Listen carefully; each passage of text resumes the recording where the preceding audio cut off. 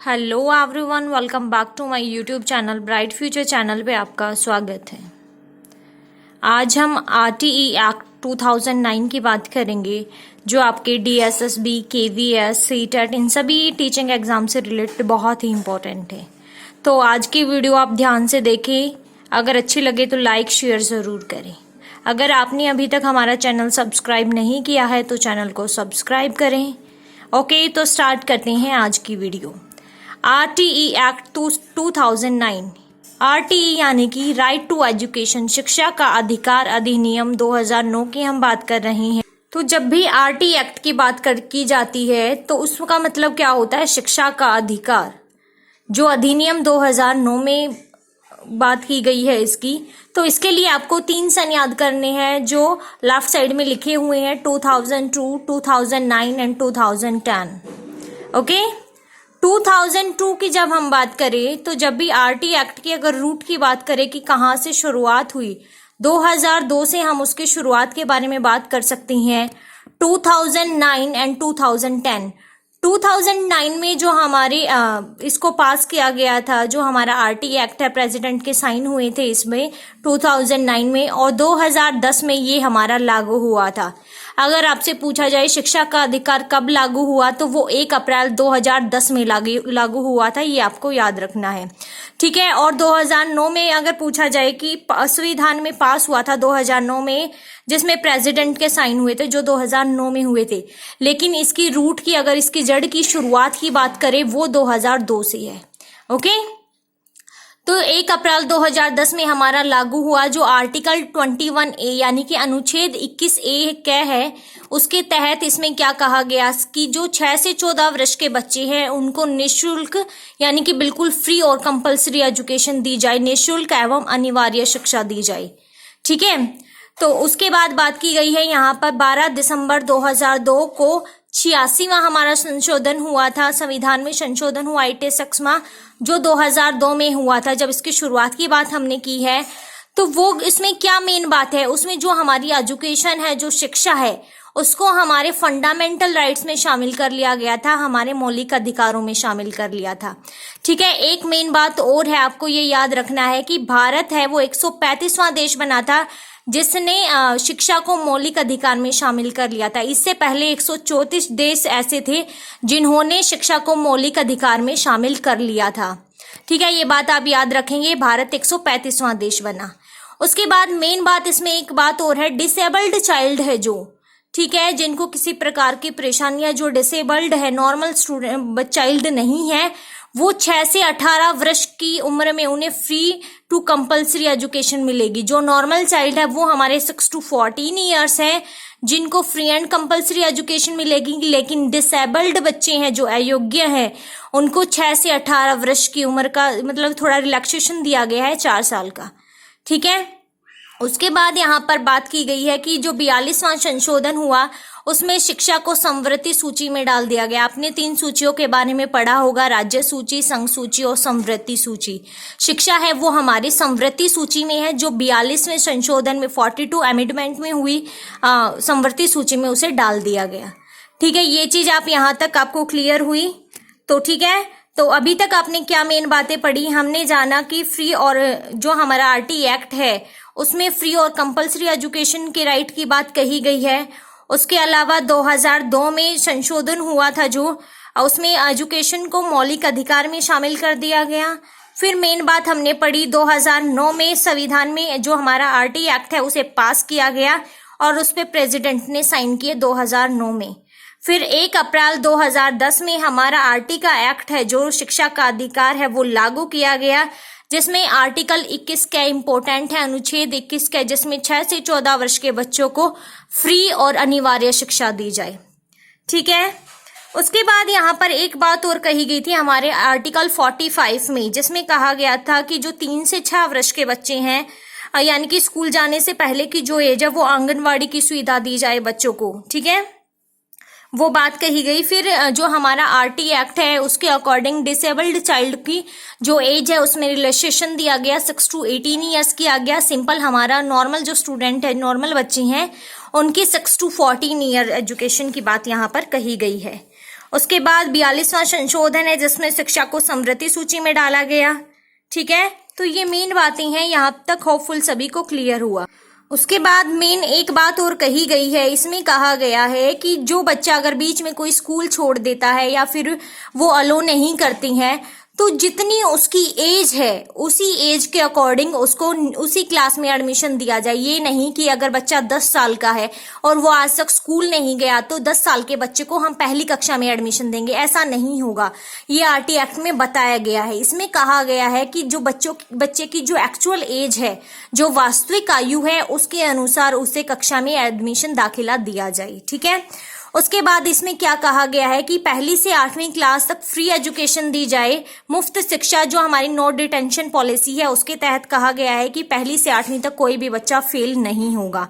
लेकिन उसमें 2019 में संशोधन किया गया संविधान में, जिसमें क्या कहा गया कि जो 5वीं क्लास का बच्चा और 8वीं क्लास का बच्चा अगर ईयरली एग्जाम में फेल हो जाता है, ध्यान से सुनेंगे ये बात आप, 2019 में जो संशोधन हुआ उसमें क्या कहा कि जो 5th क्लास और 8th क्लास का बच्चा है, अगर वो ईयरली एग्जाम, साल के जो एग्जाम होते हैं फाइनल, उनमें फेल हो जाता है तो उसे 2 मंथ का टाइम दिया जाएगा, 2 महीने का टाइम दिया जाएगा।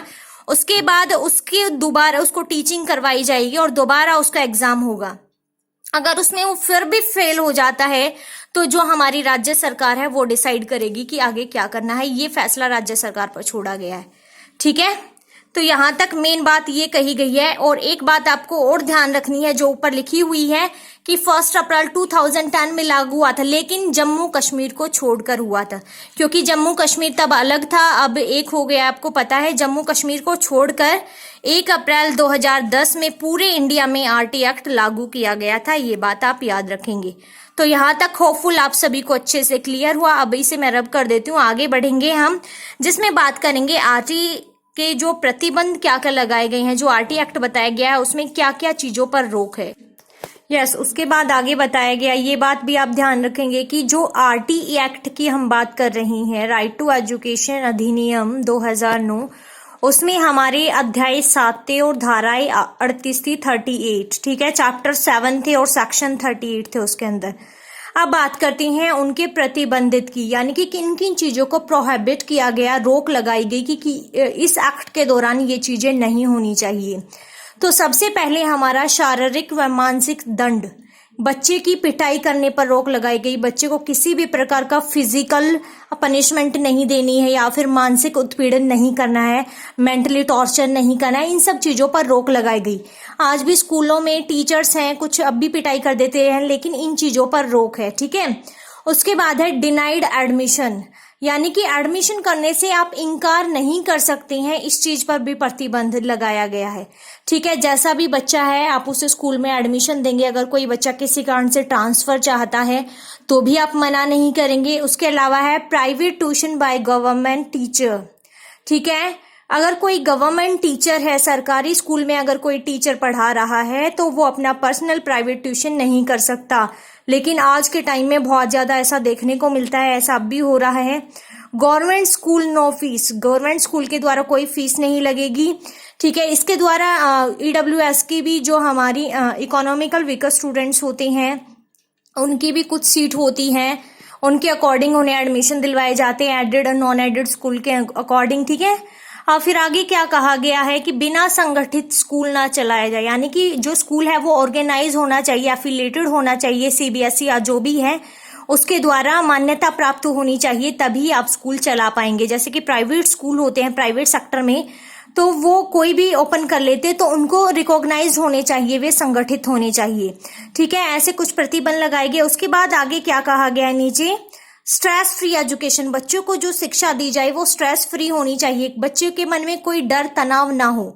ठीक है, schools with in defined area, यानी कि स्कूल है वो एक पर्टिकुलर एरिया में, नेबरहुड में होने चाहिए। जैसे कि प्राइमरी स्कूल है वो 1 किलोमीटर के दायरे में हो, अपर प्राइमरी स्कूल है जो हमारे वो 3 किलोमीटर के दायरे में स्कूल होना चाहिए उनके आसपास, क्योंकि पहले बहुत ज्यादा परेशानी होती थी, स्कूल दूर दूर होते थे तो बच्चे पढ़ाई के लिए नहीं जा पाते थे। तो सरकार ने उसको ध्यान में रखते हुए आरटी एक्ट में कहा गया है कि जो प्राइमरी स्कूल है वो 1 किलोमीटर के दायरे में होने चाहिए और अपर प्राइमरी 3 किलोमीटर के दायरे में। उसके बाद ड्यूटी ऑफ पेरेंट्स की यहाँ पर बताई गई है, उसमें आर्टिकल 50A 51A के में बताया गया, अनुच्छेद 51A के क्या पार्ट में बताया गया है, जिसमें पेरेंट्स की ड्यूटी के बारे में बात कही गई है कि बच्चों को एलिमेंट्री एजुकेशन दिलवाना वो पेरेंट्स का ड्यूटी है, कर्तव्य है यहाँ पर। ठीक है, उसके बाद बहुत सारे टीचिंग एग्जाम्स में क्वेश्चन पूछ लिया जाता है कि एक टीचर के प्राइमरी क्लासेस में कितने वर्किंग डेज होते हैं स्कूल के अंदर। तो 1st to 5th क्लास में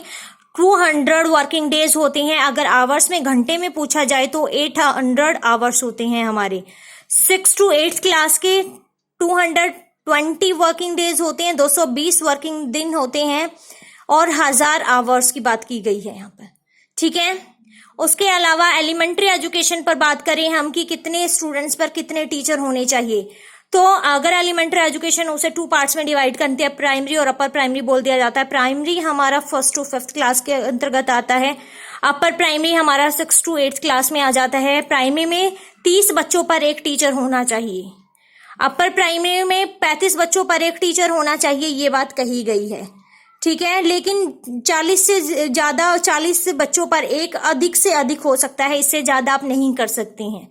ठीक है, तो ये कुछ बातें थी। उसके अलावा स्कूल की बिल्डिंग कैसी होनी चाहिए, जो एफिलिएटेड स्कूल हैं वो किस प्रकार होने चाहिए, उनमें क्या क्या फैसिलिटीज होनी चाहिए, जैसे कि गर्ल्स और बॉयज के सेपरेट टॉयलेट होने चाहिए स्कूल में। बच्चों को मिड डे मील की वो तो 1995 से मिल रहा है, अब तो ज्यादातर गवर्नमेंट स्कूल में सभी में ये स्कीम है जो चल रही है। उसके अलावा स्कूल में प्लेग्राउंड होना चाहिए। आपने गवर्नमेंट स्कूल देखे होंगे, उसमें ये सब चीजें अवेलेबल होती है। पीने का पानी प्रॉपर होना चाहिए, ये सब बातें ध्यान में रखनी है, मेनली सभी स्कूलों में होता है। उसके अलावा लाइब्रेरी होती है, न्यूज़पेपर, मैगजीन, इन सब चीजों के बारे में बच्चों को पता होना। बच्चों को स्पोर्ट्स रिलेटेड कुछ इवेंट्स करवाए जाएं। ठीक है, बच्चों को गेम के बारे में बताई जाए, वो सब सारी फैसिलिटी होनी चाहिए। ठीक है, तो ये सब मेन बातें थी जो आज की क्लास में हमने की। उसके अलावा ये बात आप याद रखेंगे, किसी भी टीचिंग एग्जाम में पूछ लिया जाता है कि कितने वर्किंग डेज होते हैं टीचर्स के, आवर्स में भी पूछ लिया जाता है। आप ये बात भी ध्यान रखेंगे, अगर एक वीक की बात की जाए, एक सप्ताह में एक टीचर के 45 आवर्स होते हैं वर्किंग। ठीक है, जिसमें प्रिपेयरिंग आवर्स मेन होते हैं, उसमें शामिल होते हुए इंक्लूड किए जाते हैं। प्रिपेयरिंग आवर्स का मतलब आप समझ पा रहे होंगे, जिसमें वो बच्चे को प्लान करता है कि आज बच्चे को क्या करवाया जाएगा, प्लानिंग की जाती है। ठीक है, तो ये थी आज की हमारी क्लास। होपफुल आप सभी को अच्छे से क्लियर हुआ। आज की क्लास में हमने आरटीई एक्ट 2009 के बारे में पढ़ा, जो बहुत ही इंपॉर्टेंट है टीचिंग एग्जाम्स के लिए। ठीक है, अगर आपको पसंद आए वीडियो तो लाइक, शेयर, सब्सक्राइब करना ना भूलें। आज के लिए इतना ही। Okay, thank you.